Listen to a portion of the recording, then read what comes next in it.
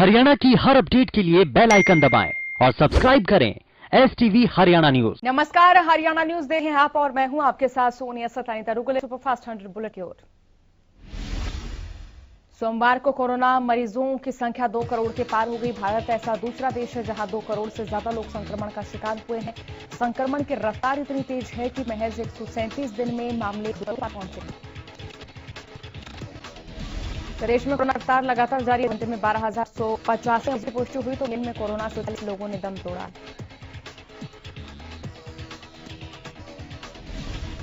चौबीस घंटे में 1,037 नए मामले आए। 1,085 नए मामले सामने आए हैं। पानीपत में 652, करनाल में 449 केस मिले, भिवानी में 467 और अंबाला में 379 नए केस सामने आए। रोहतक और जींद में 411 नए मामले सामने आए। सिरसा में 361, फतेहाबाद में 356 नए मामले सामने आए हैं। प्रदेश में कुल मरीज 5,27,773 हैं तो एक्टिव मरीजों की संख्या 4 लाख के पार पहुंच गई है और एक दिन में 13,293 मरीजों ने कोरोना को मात दी है और अब तक 4,18,000 से ज्यादा मरीज ठीक हुए हैं।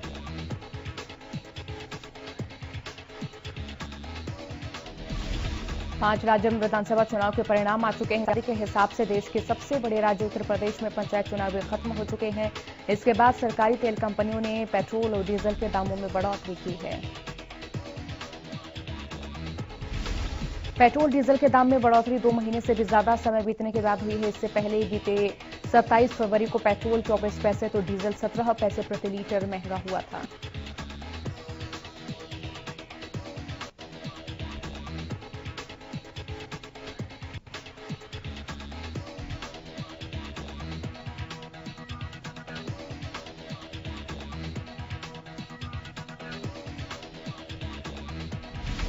अब 2 महीने बाद पेट्रोल की कीमत 15 पैसे तो डीजल की कीमत 18 पैसे प्रति लीटर बढ़ी है।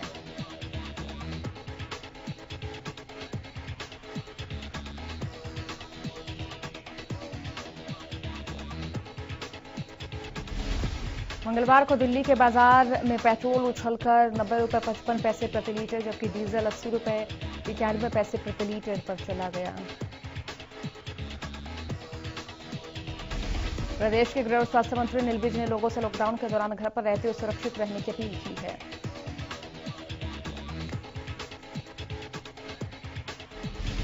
अनिल विज ने स्पष्ट किया कि वो बिल्कुल नहीं चाहते थे कि लॉकडाउन लगाया जाएगा, लेकिन लोगों ने नियमों का पालन नहीं किया जिससे मजबूर होकर लॉकडाउन लगाना पड़ा। विज ने बताया कि हमने कई प्रयास किए लेकिन फिर भी नियमों की पालना नहीं हुई जिसके कारण कोरोना के 1 लाख से भी ज्यादा एक्टिव केस हो गए हैं।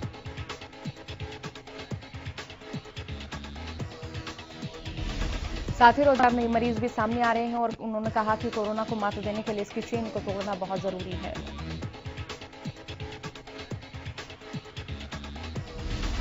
कोरोना की दूसरी लहर शुरू हो चुकी है और यह बहुत घातक साबित हो रही है। हर रोज कोरोना संक्रमित मरीजों में इजाफा हो रहा है, साथ ही मृत्यु दर भी लगातार बढ़ रही है। बीते दिन भी 4 कोरोना संक्रमितों की मौत हुई थी और दोपहर 3 बजे तक कल की बात करें तो 7 मौत कोरोना संक्रमितों की हो चुकी थी। कोरोना से मरने वाले लोगों के अंतिम संस्कार के लिए जिला प्रशासन की ओर से शहर से बाहर पलवल नूह मार्ग पर कोविड शमशान घाट बनाया गया है। शवों का अंतिम संस्कार कराने के लिए नगर परिषद की ओर से नियुक्त किए गए कर्मचारी सत्यनारायण ने बताया कि प्रतिदिन यहां पर 8-10 शव ऐसे आते हैं जिनकी मौत कोरोना की वजह से हुई है और अब तक 7 शव यहां आ चुके हैं।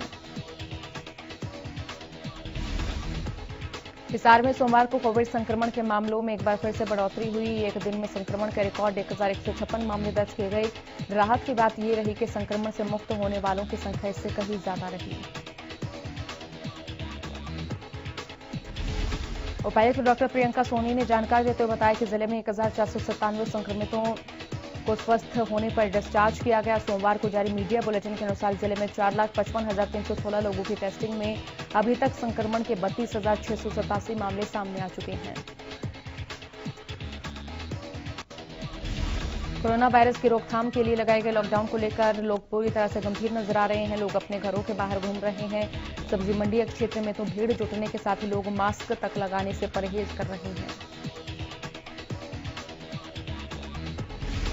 बहुत से लोग न खुद की चिंता कर रहे हैं, न ही अपने परिवार के लोगों की फिक्र में हैं। ऐसे में पुलिस ने अब सख्ती बरतनी शुरू कर दी। गीता भवन चौक पर बिना कारण घूमने वालों पर लाठियां भी भांजी गई। पुलिस का कहना है कि अगर लोग नहीं माने तो पुलिस पहले की तरह सख्ती करने से पीछे नहीं हटेगी।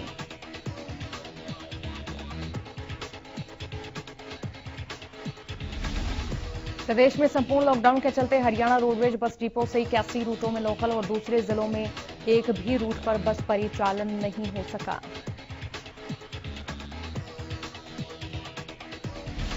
हालांकि प्रशासन ने 50% यात्रियों के साथ बसों को रूट पर चलाने का फैसला किया था, लेकिन सोनीपत डिपो में 50% सवारी नहीं हुई, जिसके कारण परिचालन नहीं हुआ और वहीं रोडवेज का पहिया रुकने के कारण लाखों रुपए का नुकसान उठाना पड़ेगा।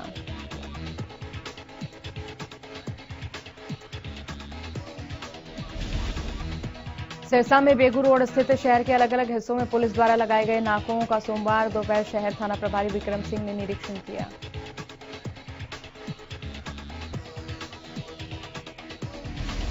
इस दौरान उन्होंने पुलिसकर्मियों को बेवजह घरों से बाहर निकलने वाले लोगों के खिलाफ सख्ती बरतने के निर्देश दिए। अलग अलग बाजारों में शहर थाना प्रभारी ने वाहन चालकों को रुकवाया, उनसे पूछताछ की और गैर जरूरी काम से घर से बाहर नहीं निकलने की हिदायत भी दी। इस दौरान जो लोग बिना मास्क पहने मिले उनके चालान भी काटे गए। उन्होंने कहा कि लॉकडाउन के नियमों की सख्ती से पालना करवाई जाएगी। जो भी नियमों को तोड़ेगा उसके साथ सख्त कार्रवाई की जाएगी।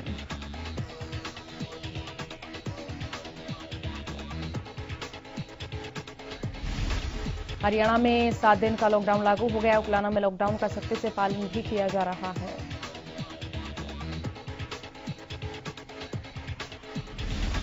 पुलिस प्रशासन द्वारा आने जाने वाले वाहनों की गहनता से जांच की जा रही है। साथ ही उकलाना के बाजार भी जरूरी दुकानों को छोड़कर बंद नजर आए।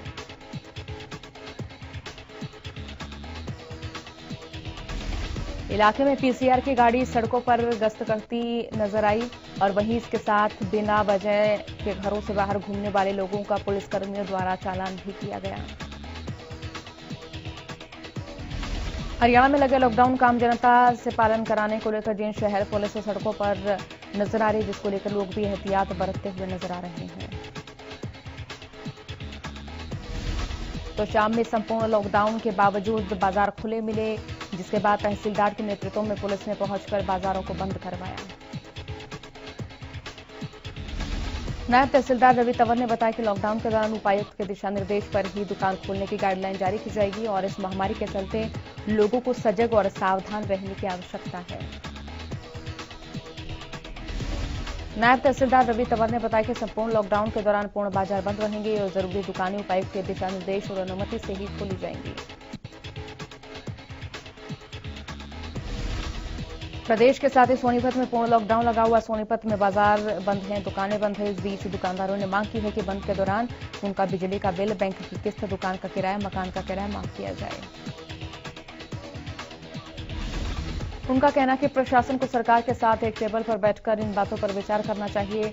अगर कोरोना लॉकडाउन में कोरोना की चेन को तोड़ने के लिए कितना भी लंबा लॉकडाउन किया जाए।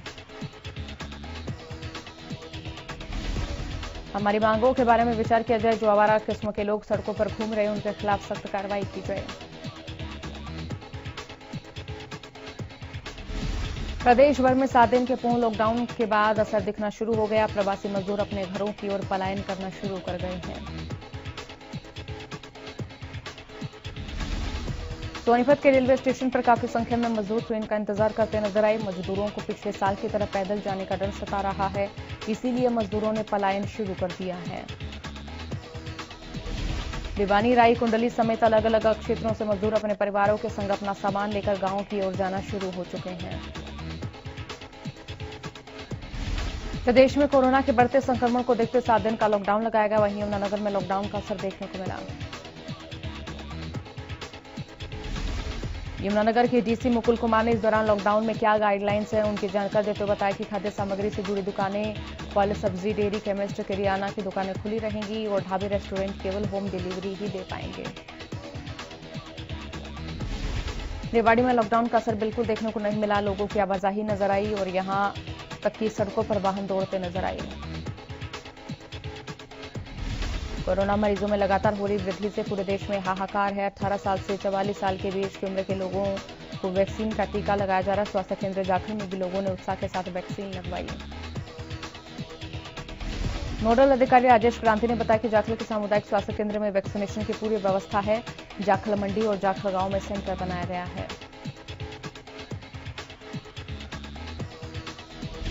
और वहीं टीकाकरण करवाने या युवा राहुल गर्ग ने आमजन से आह्वान किया कि हर युवा टीकाकरण अवश्य करवाएं और इस बीमारी से अपना बचाव करें। प्रदेश का प्रशासन कोरोना संक्रमित मरीजों को हर तरह की सुविधा देने के दावे कर रहा है, लेकिन जाखल के सामुदायिक स्वास्थ्य केंद्र में पिछले एक सप्ताह से मास्क ही नहीं है। जब हमारे रिपोर्टर ने प्रशासन से इस बारे में बातचीत करनी चाहिए तो वहां ये नजर आया कि ऑक्सीजन के सिर्फ 4 ही सिलेंडर हैं और यहां तमाम सुविधाओं की हवा निकलती हुई नजर आई।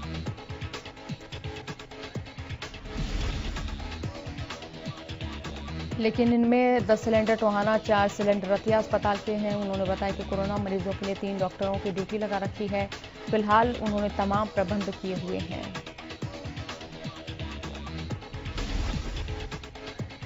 डॉक्टर क्रांति ने बताया कि अगर कोई व्यक्ति अपने घर पर है और उसको सांस लेने में दिक्कत है तो वो जाखल में आकर अपना इलाज करा सकता है, लेकिन ऑक्सीजन सिलेंडर उसे नहीं दिया जाएगा।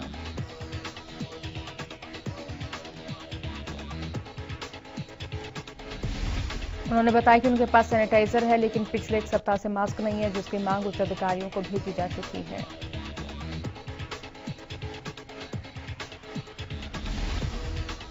पूर्व बिजली मंत्री कैप्टन अजय यादव ने रेवाड़ी की स्वास्थ्य व्यवस्थाओं को पूरी तरह से फेल बताया। साथ ही सीएम के दौरे पर भी सवाल उठाए।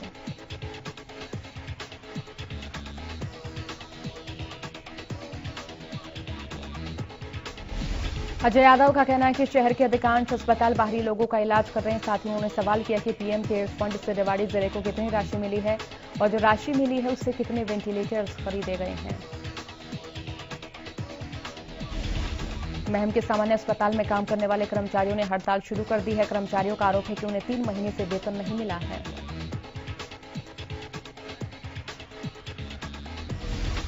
तो वहीं ठेके पर काम कर रहे कर्मचारियों ने बताया कि उनके नए टेंडर भी नहीं हुए हैं। एसएमओ डॉक्टर शिवानी ने बताया कि कर्मचारी ठेके पर लगाए हैं, जिन्होंने 3 महीने से वेतन नहीं मिलने की बात कही है। प्रदेश में लगे लॉकडाउन के बाद फल और सब्जी विक्रेताओं की परेशानियां बढ़ने लगी हैं। विक्रेताओं का कहना है कि उन्होंने सामान खरीद लिया था। अब लॉकडाउन का ऐलान हो गया तो वहीं दूसरी ओर पास न होने की वजह से पुलिस रेहड़ी वालों पर सख्ती बरत रही है, जिसकी वजह से व्यापारियों को अपने फल और सब्जियां कम दाम में बेचनी पड़ रही हैं। किसान नेता गुरनाम सिंह चडूनी ने रविवार को देर शाम किसानों के साथ बैठक की। इस मौके पर मीडिया से बातचीत करते हुए चडूनी ने कहा कि 5 राज्यों में हुए चुनाव में पूरे देश की नजर पश्चिम बंगाल पर थी और वहां पर बीजेपी की करारी हार हुई है। किसानों ने जो वहां जाकर बीजेपी का विरोध किया था, उसने बीजेपी को हराने में अहम रोल अदा किया है। अब भी अगर किसानों की मांग न मानी जाए तो आने वाले पंजाब और उत्तर प्रदेश के चुनाव में भी किसान बीजेपी का विरोध करेंगे। हरियाणा में लॉकडाउन के फैसले पर कहा कि सरकार लॉकडाउन से लोगों की किस्मत तोड़ रही है। लॉकडाउन लगाने से पहले सरकार को उन मजदूरों के लिए खाने का इंतजाम करना चाहिए जिनके पास अगले दिन के लिए खाने का इंतजाम नहीं है। कोरोना से लड़ने के लिए अस्पतालों में बेड और ऑक्सीजन चाहिए, लेकिन सरकार के पास उसका भी कोई इंतजाम नहीं है। गोहाना नागरिक अस्पताल में काम करने वाली 229 आशा वर्करों को सरकार की ओर से नए स्मार्ट मोबाइल फोन दिए गए और अब आशा वर्कर बेहतर ढंग से काम कर सकेंगी।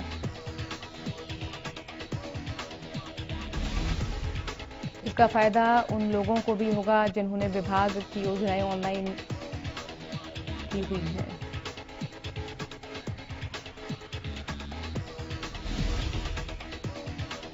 विभाग ने आशा वर्करों को सिम भी दिए, लेकिन मोबाइल नहीं होने के कारण उन्हें परेशानी होती थी। इस बात से विभाग में आशा वर्करों को नए फोन दिए गए। गोहाना क्षेत्र में करीब 239 फोन दिए गए हैं।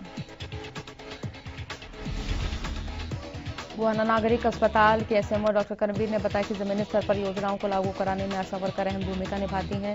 सरकार ने अधिकांश योजनाओं को ऑनलाइन किया जिसमें लाभार्थी को योजनाओं का फायदा मिल सके, इसीलिए इन्हें फोन दिया गया है।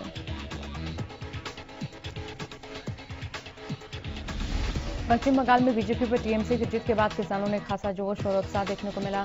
डासा बॉर्डर धरने पर किसान जमकर थिरके।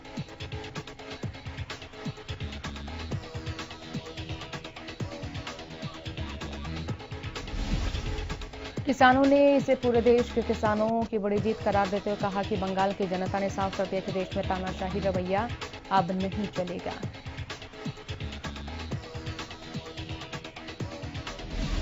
किसानों ने कहा कि बीजेपी ने बंगाल में हर तरीके से जीतने का षड्यंत्र रचा, लेकिन किसानों ने बंगाल में जाकर बीजेपी को हराने के लिए चुनाव प्रचार किया, जिसका खासा असर देखने को मिला। किसानों ने कहा कि पश्चिम बंगाल की जनता और किसानों ने महसूस किया कि दिल्ली के चारों ओर जो किसान आंदोलन कर रहे हैं उनकी मांग जायज है, इसीलिए पश्चिम बंगाल की जनता ने बीजेपी को आईना दिखाने का काम किया है। कृषि मंत्री जेपी दलाल ने जज्जर की अनाज मंडी का दौरा किया, जब कृषि मंत्री जेपी दलाल ने आड़तियों से उनकी समस्याएं जानी। बाद में मीडिया से बातचीत करते हुए कृषि मंत्री जेपी दलाल ने कहा कि पहली बार इतनी अच्छी व्यवस्था के साथ खरीद हो रही है और अब तक 83 लाख मीट्रिक टन गेहूं की खरीद हो चुकी है। सिरसा में हिसार रोड स्थित बस स्टैंड का सिविल लाइन थाना प्रभारी जितेंद्र कुमार ने निरीक्षण किया। इस दौरान उन्होंने बस स्टैंड में आने वाली सवारियों को सोशल डिस्टेंसिंग बनाकर रखने, मास्क पहनने और हाथों को सैनिटाइज करने की हिदायत दी। उन्होंने देखा कि बसों में सोशल डिस्टेंस की पालना हो रही है या फिर नहीं। थाना प्रभारी ने बस अड्डा परिसर के कर्मचारियों से बातचीत कर नियमों की सख्ती से पालना करवाने की हिदायत दी।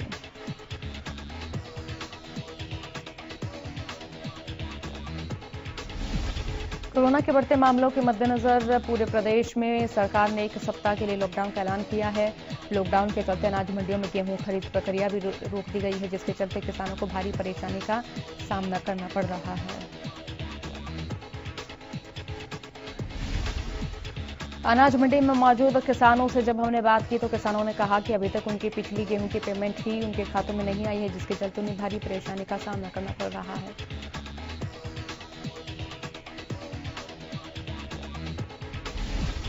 अब सरकार ने 1 सप्ताह के लिए मंडियों को बंद कर दिया है, तो ऐसे में वो अपने अनाज को कहां लेकर जाएं, क्योंकि घरों में इतने अनाज डालने के लिए जगह ही नहीं होती।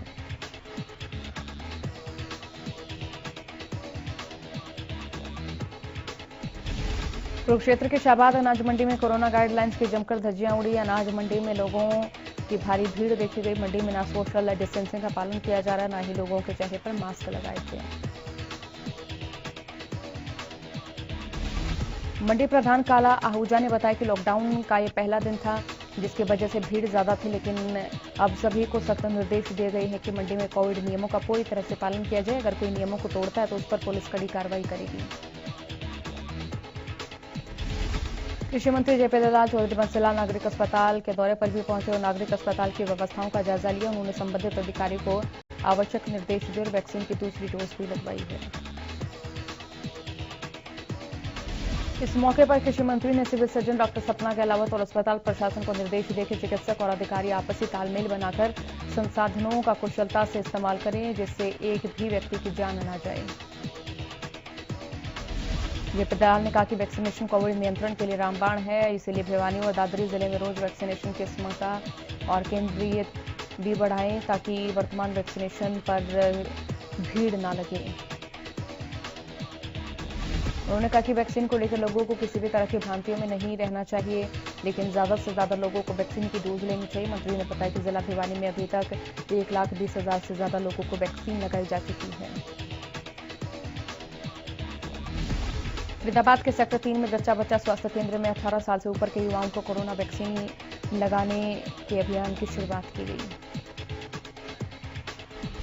कैबिनेट मंत्री मूलचंद शर्मा ने अभियान की शुरुआत की। इस मौके पर कैबिनेट मंत्री डॉक्टरों की मौजूदगी में पहली डोज सेक्टर 8 निवासी निष्ठा को दी गई।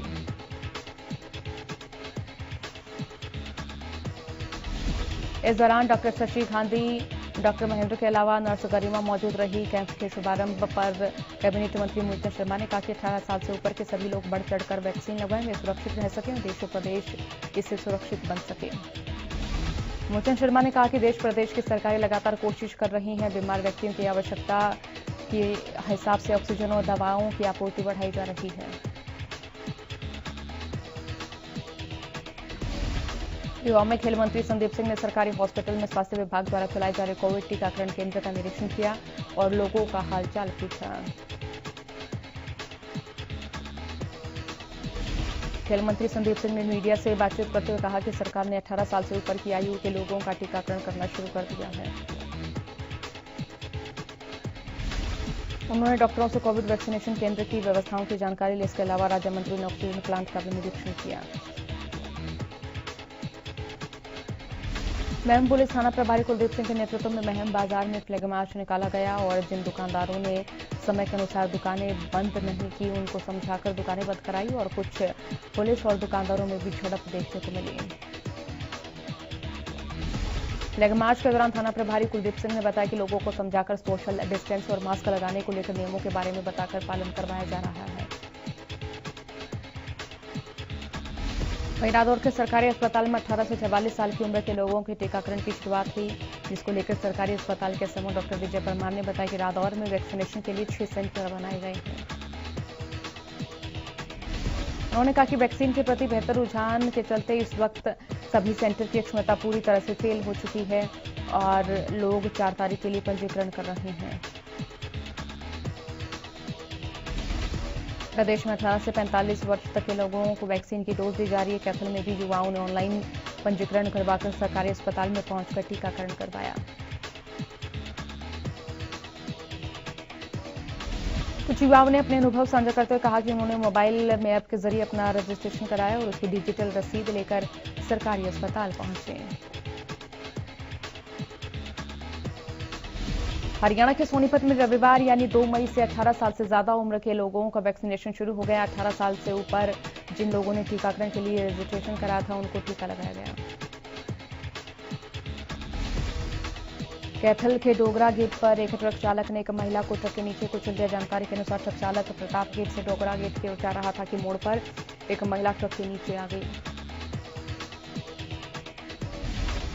ट्रक के नीचे आने से महिला की गर्दन बुरी तरह से कुचल गई, जिसकी मौके पर ही मौत हो गई। सूचना मिलते ही मौके पर डीएसपी दिलीप सिंह पहुंचे और शव को पोस्टमार्टम के लिए कैथल के नागरिक अस्पताल में भिजवा दिया।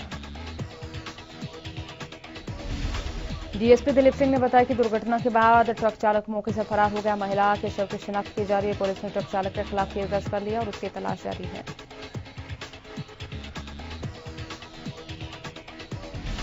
बुलेटिन में फिलहाल के लिए इतना ही। नमस्कार।